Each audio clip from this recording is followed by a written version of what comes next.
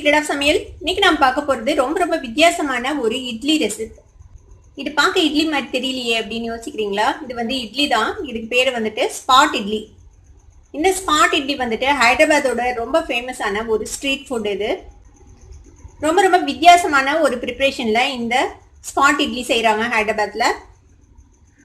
இது வந்து வீட்லயே ரொம்ப சூப்பரா நம்ம செய்ய முடியும். நல்ல டேஸ்டியாகவும் இருந்தது இந்த இட்லி.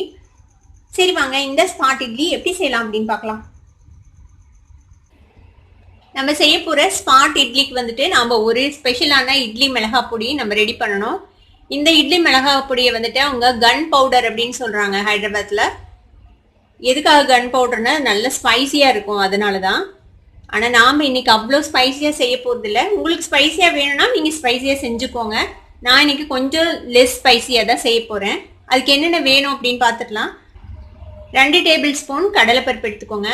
1 டீஸ்பூன் மல்லி எடுத்துக்கோங்க, தனியா, முழு தனியா. இது கொஞ்சமா ஒரு 4 வெந்தயம், சீரகம் வந்துட்டு ஒரு 1/2 டீஸ்பூன் அளவுக்கு, கடுகும் 1/2 டீஸ்பூன். இது உளுத்தம்பருப்பு, இது வந்துட்டு ஒரு 1.5 டேபிள் ஸ்பூன் எடுத்துக்கோங்க. நம்ம பொதுவாக இட்லி பொடிக்கு வந்துட்டு கடலைப்பருப்பு உளுத்தம்பருப்பு மட்டும்தான் யூஸ் பண்ணுவோம். இந்த ஸ்பைசஸ்லாம் நம்ம யூஸ் பண்ண மாட்டோம். ஆனால் அவங்க வந்து இந்த கன் பவுடருக்கு இதெல்லாமே யூஸ் பண்ணுறாங்க. அது போக கருவேப்பிலை, கொஞ்சமா ஒரு கொத்து அளவுக்கு கருவேப்பிலை. பூண்டு எடுத்திருக்கிறேன், சின்ன பல்லா இருக்குது, அதனால ஒரு 6 பல் பூண்டு எடுத்திருக்கேன். நீங்க பெருசா இருந்ததுன்னா 4 பல் யூஸ் பண்ணுங்க. புளி எடுத்திருக்கிறேன். புளி வந்துட்டு ஒரு 6 கொட்டை புளி, 6 கொட்டை அளவுக்கு புளி. இது வந்துட்டு காஷ்மீர் சில்லி பவுடர்.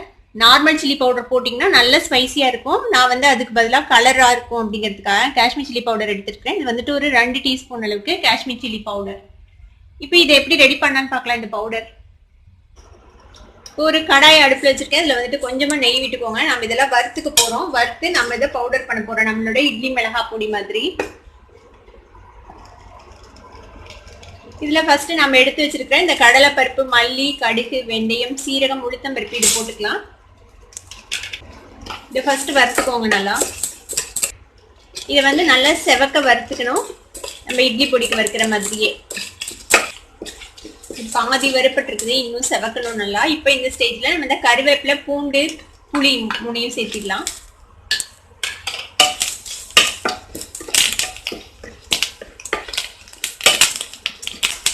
இதையும் சேர்த்து நல்லா வறுத்துக்கோங்க.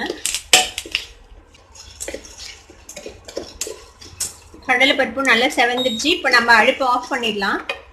அடுப்பு ஆஃப் பண்ணிட்டு இது சூடா இருக்கும் போதே இந்த மிளகாத்தூளை வந்துட்டு இதுல ஆட் பண்ணிடுங்க. இதையும் இதோட சேர்த்து இந்த சூட்டோடய ஒரு பரட்டிடலாம். அடுப்பு ஆன்ல இருக்கும் போது இந்த மிளகாய் பொடி போட வேணாம். போட்டிங்கன்னா கலர் சேஞ்ச் ஆயிடும், கரிஞ்சு போயிடும் இந்த மிளகாய் பொடி. இப்போ இது ஆறுனதுக்கு அப்புறம் இதை வந்து ஒரு கரகரப்பான பொடியா, நம்மளோட இட்லி மிளகாய் பொடி அரைக்கிற மாதிரி இதை பவுடர் பண்ணி எடுத்துக்க போறோம். உப்பு சேர்த்திக்கணும் இதுல.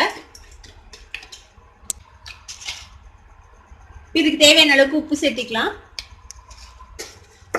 இது நல்லா ஆறட்டும். ஆறுனதுக்கு அப்புறம் இந்த பவுடர் பண்ணி எடுத்துக்கலாம். இது வந்து நம்ம வறுத்த அந்த இதை வந்துட்டு பவுடர் பண்ணிட்டு இந்த மாதிரி கொஞ்சம் கோர்ஸா, கொஞ்சம் கரகரப்பா இந்த மாதிரி பவுடர் பண்ணி எடுத்துக்கோங்க. இது வந்துட்டு நம்மளோட ரெகுலர் இட்லி மாவு, நம்ம இட்லிக்கு அரைப்போம்ல அந்த மாதிரி உளுந்து அரிசி போட்டு ஆட்டி எடுத்த மாவு, புளிக்க வச்ச மாவு. இது ஃபெர்மெண்டான இட்லி மாவு. இதையும் ரெடியா எடுத்து வச்சுக்கோங்க. இப்போ ஒரு கடாய் வச்சிருக்கேன், இன்னும் அடுப்பு ஆன் பண்ணல. இதுல வந்துட்டு ஒரு 1 டேபிள் ஸ்பூன் அளவுக்கு பட்டர் போட்டிருக்கேன். இப்போ இதுல வந்துட்டு நம்ம வந்துட்டு ஒரு சின்ன சைஸ் வெங்காயம் நான் இந்த மாதிரி பொடியா நறுக்கி வச்சிருக்கேன். இந்த வெங்காயத்தை அதில் சேர்த்திடுங்க. அதே மாதிரி ஒரு சின்ன தக்காளி, அதையும் பொடியா நறுக்கி வச்சிருக்கேன். ஒரு பச்சை மிளகாய் பொடியா நறுக்கி வச்சிருக்கேன். கொஞ்சமா கொத்தமல்லி தழை. இது எல்லாத்தையும் ஒரே இதா போட்டுடலாம் உள்ள.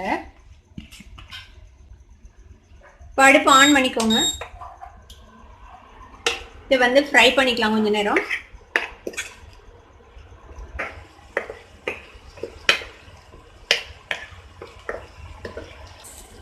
இப்போ நம்ம போட்ட இந்த வெங்காயம், தக்காளி எல்லாம் பாதி அளவு வதங்கிடுச்சு.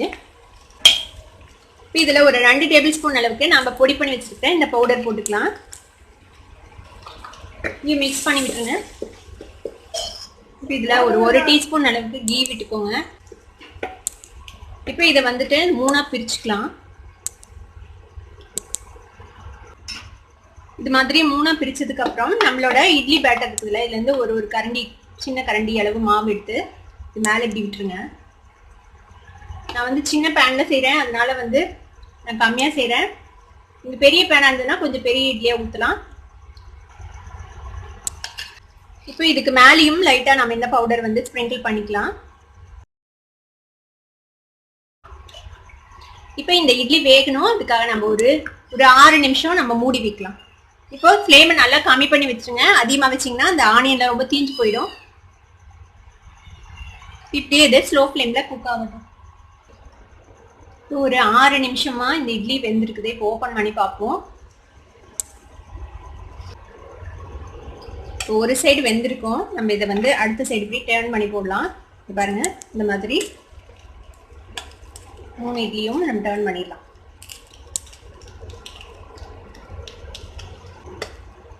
இன்னொரு சைடும் வேகட்டும் நல்லா.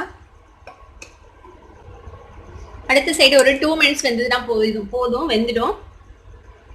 இந்த இட்லி வந்து நம்ம கேட்ட உடனே அவங்க வந்து ஸ்பாட்ல ரெடி பண்ணி கொடுக்குறாங்க. அதனாலதான் இதுக்கு பேர் வந்து ஸ்பாட் இட்லி. நார்மலா இட்லி வந்து ஊத்தி ரெடி பண்ணி வச்சிருப்பாங்கல்ல, இது வந்து நம்ம கேட்ட உடனே தோசை மாதிரி இது உடனே போட்டு தரதுனாலதான் இதுக்கு பேரு ஸ்பாட் இட்லி.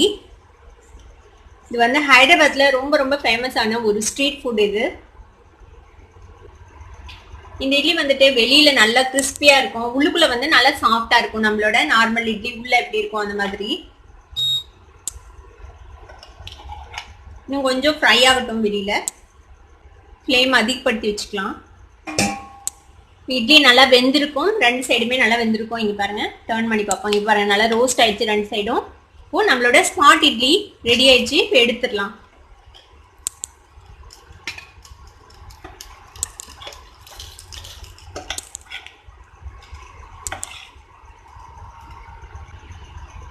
நம்மளோட வித்தியாசமான ஸ்பாட் இட்லி இப்போ ரெடி ஆயிடுச்சு.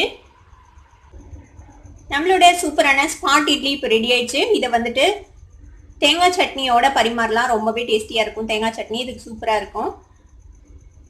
இந்த ஸ்பாட் இட்லியை நீங்களும் உங்க வீட்டில் ட்ரை பண்ணி பார்த்துட்டு எப்படி இருந்தது அப்படின்னு எனக்கு கமெண்ட்ஸ்ல ஃபீட்பேக் கொடுங்க. இந்த வீடியோ உங்களுக்கு பிடிச்சிருந்ததுன்னா சப்ஸ்கிரைப் பண்ணுங்க, பக்கத்தில் இருக்கிற பெல் ஐக்கானை கிளிக் பண்ணுங்க. அப்பதான் என்னோட நோட்டிபிகேஷன் சொன்னே உங்களுக்கு வந்து சேரும். லைக் பண்ணுங்க, ஷேர் பண்ணுங்க. தேங்க்யூ ஃபார் வாட்சிங் this video viewers. Bye bye.